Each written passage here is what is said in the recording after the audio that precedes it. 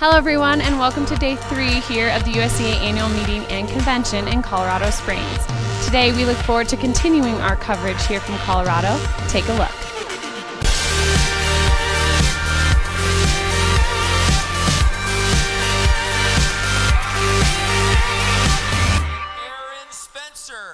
Thank you very much.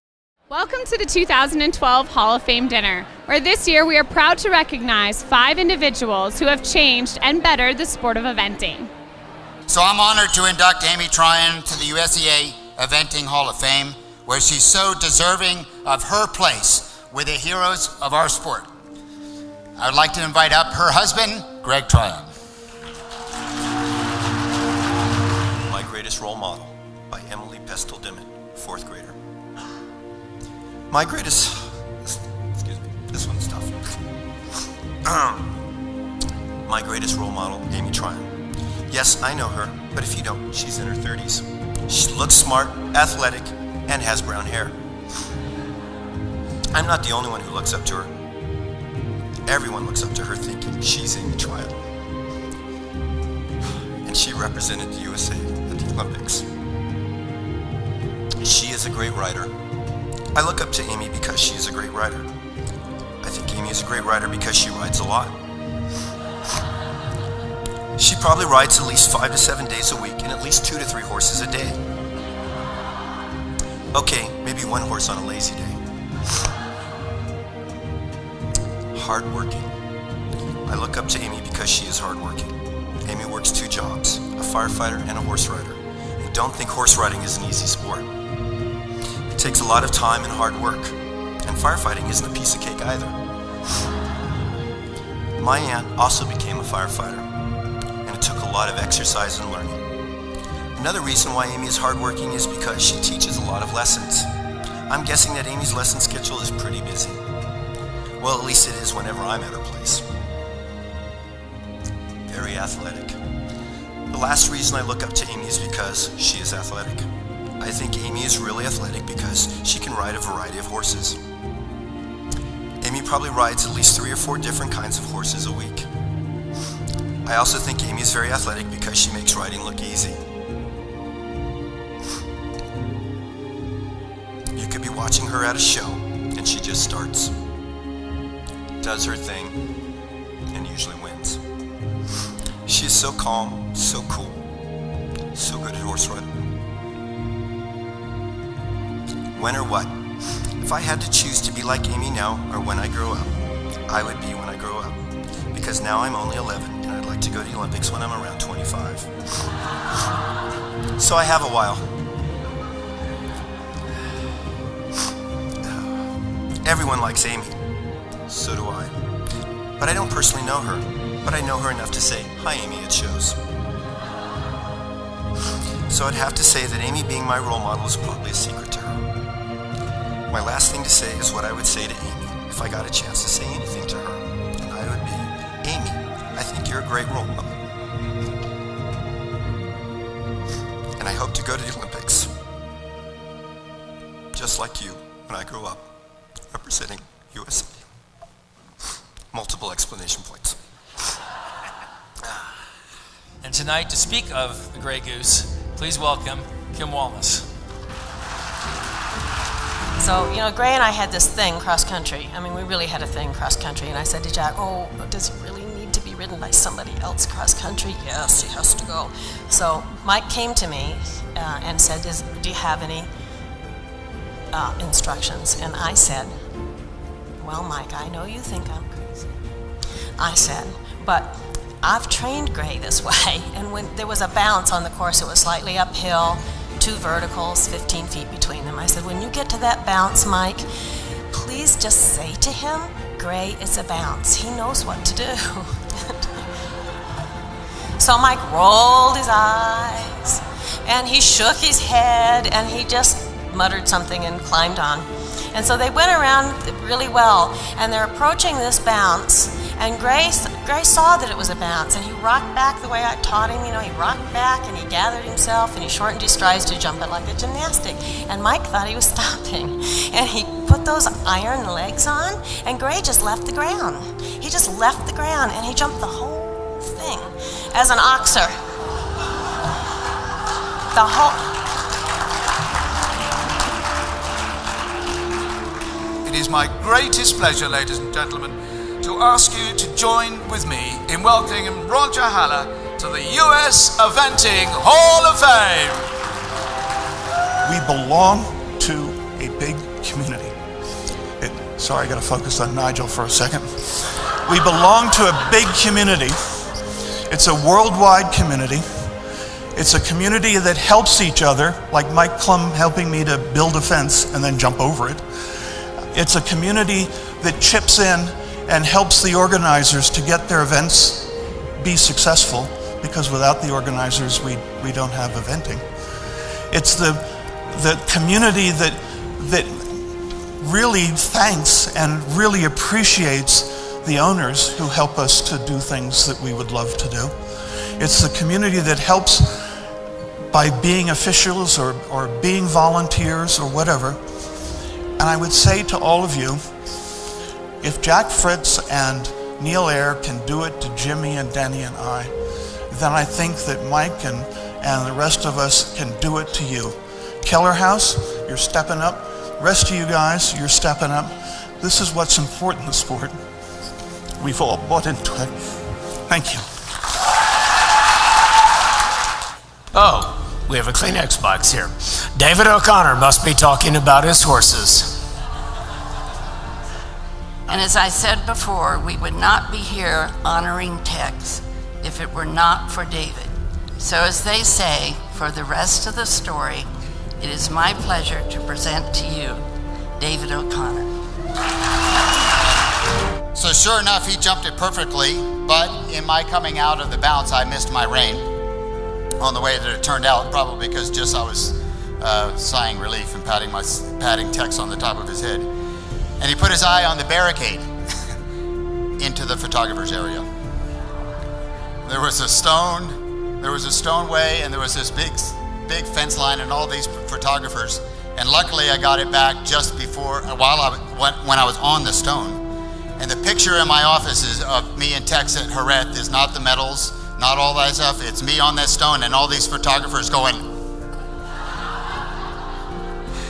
On that course, Tex got tired. And though one paced, he never lost his jump and at the end, and he continued to fight his way around to the end.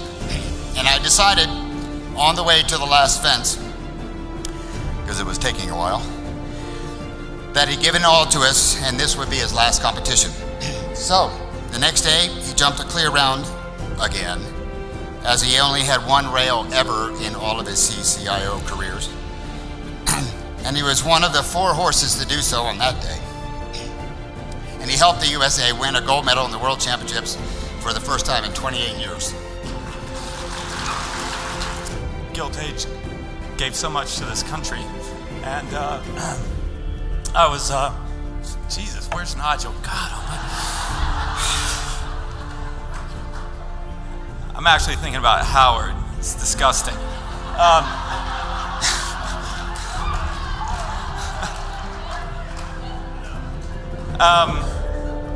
And Jackie has been such a great friend of the sport for so many, many years. And she's been an owner, a committee member. She's a USET training facility owner, sponsor, and a donor.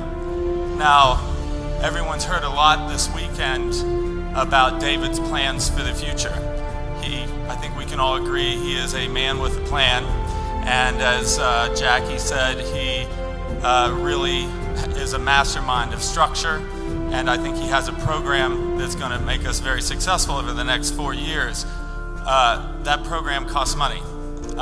There's been a lot of conversation after the Olympic Games about the impact of lottery funding on some other countries and the edge that it may have given them. Now, I'll tell you, the reality is the amount of funding is not that much different than what we enjoy in this country. But the big difference is with lottery funding, you know that you have that funding in place for 4 years, and that hasn't been the case in this country.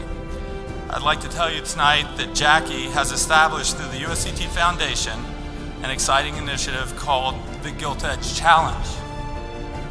Jackie has pledged a gift of $500,000.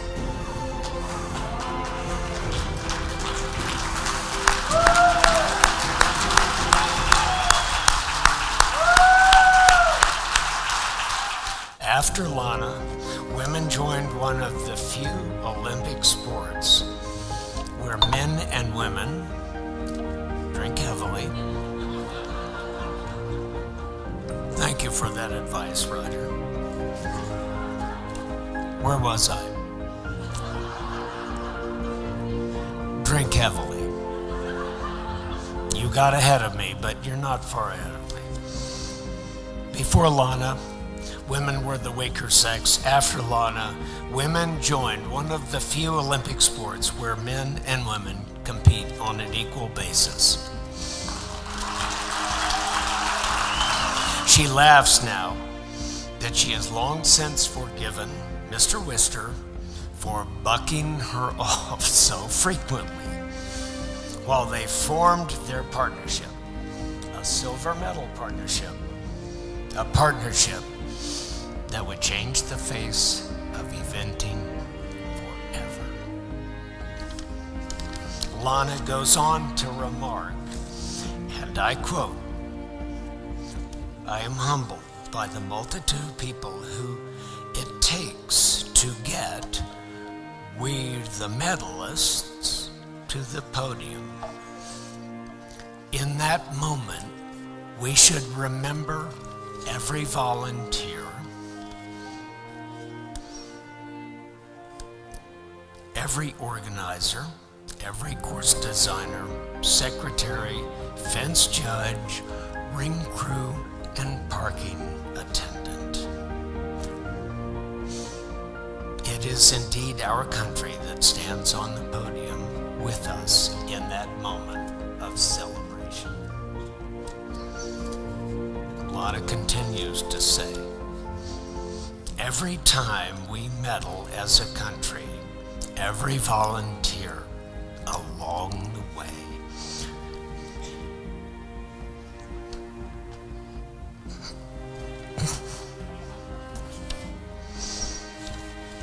every volunteer along the way should close their eyes and feel that medal around their necks, too."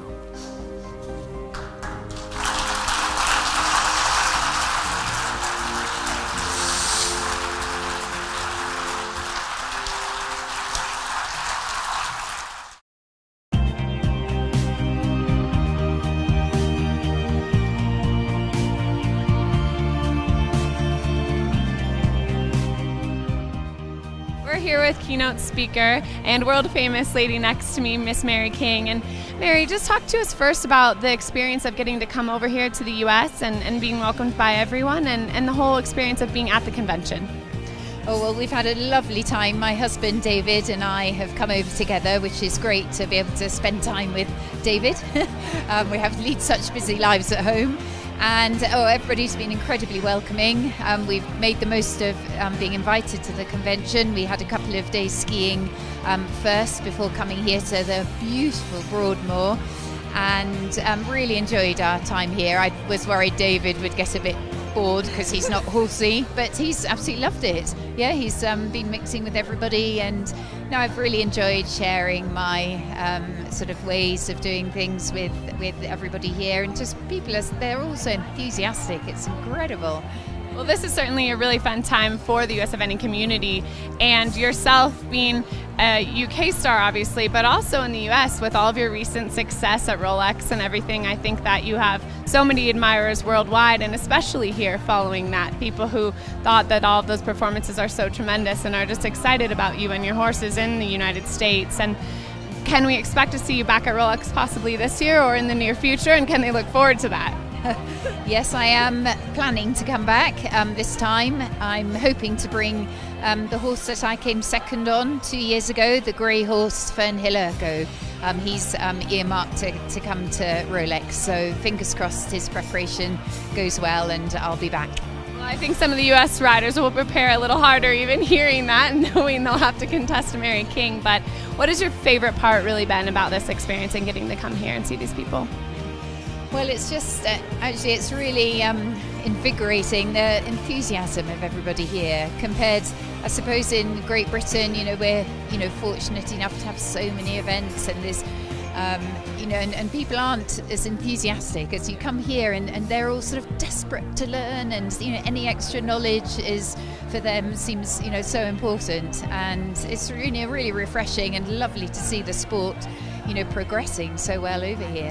I'd heard through the grapevine that Jilly, the wife, she was quite mad keen about animals generally, and I had a photograph of me holding a little gosling, so nothing to do with horses, but I thought I looked quite good in the picture, so I thought, I'll sort of stick that in for good measure. And apparently Jilly was looking through horses and picture of Mary and the little goose, and said to her husband, she obviously loves animals, do let's meet her. So that was quite a good lead to to the first meeting. Anyway, this dinner was arranged, and I couldn't believe I was meeting people who might give me money to do what I so wanted to do. And they arrived, and I was introduced to Graham, the chairman, and then his wife Jilly, and she was really friendly, and oh, thank you, Mary, for the portfolio, and what a lovely picture of you and the little gosling, and how is he? And I don't know how many of you have heard the story, but anyway, and I looked at her in horror because he'd grown up and we'd eaten him for Christmas. And I thought, I can't believe this is the first question my potential sponsor is asking me. And I thought, well, do I tell her the truth and just blow my chance of sponsorship, or do I lie to her? And I thought, no, don't lie, or try not to lie. And so I just looked at her and said, I'm afraid I've eaten him. And she sort of looked at me in horror and then burst out laughing, and that was it, really. And it was, I think the fact I dared tell the truth in that instant, they felt that I was a very trustworthy person. At this morning's USEA roundtable discussion, where initiatives are talked about out loud and people have an opportunity to ask Q&A format style to Brian Sabo as well as David O'Connor, some very important topics were addressed today, and important things that could help our sport for the future. Some of the things addressed here were how to make an impact on our youth and really get them involved for the future of our sport here. We also talked about how we can come together as an eventing community and really bond together in order to promote our sport and get others involved to grow our sport and help it as a whole. Additionally, some of our athletes raised very important questions about how they can successfully maintain a living and focus on what they need to be doing, focusing on their training and performance to help us win gold medals. To see the entire feature of this discussion here at the convention, as well as others, be sure to check in on useventing.tv in January for full coverage from the convention.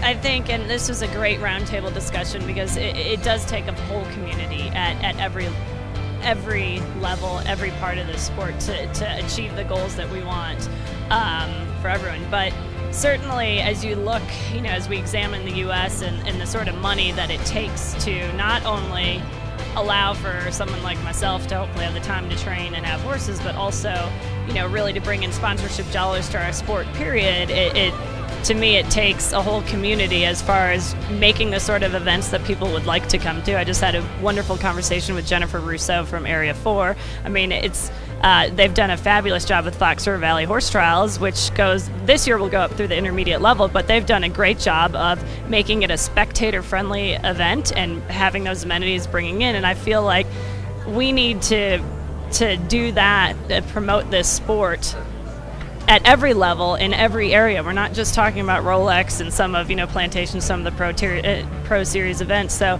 I think it's important that we have this sort of competitions that attract spectators, which will then bring better sponsorship and help improve the sport at every level for everyone, not just me, myself, at the highest level. John Nunn, you brought forth some very important marketing perspectives here at the meeting today, and just elaborate for those who aren't here on kind of what those are, and from your standpoint, and being such a terrific businessman yourself, being able to kind of bring those initiatives and those important topics to really this discussion. Well, you know, the thing that I see is I think we're a very well kept secret, this sport. You know, we're in this respect that there's so many other sports out there that get much more recognition, but we have to go out and we have to go get our customers. From a retailer's point of view, we have to do that, and from a sport, we have to do that.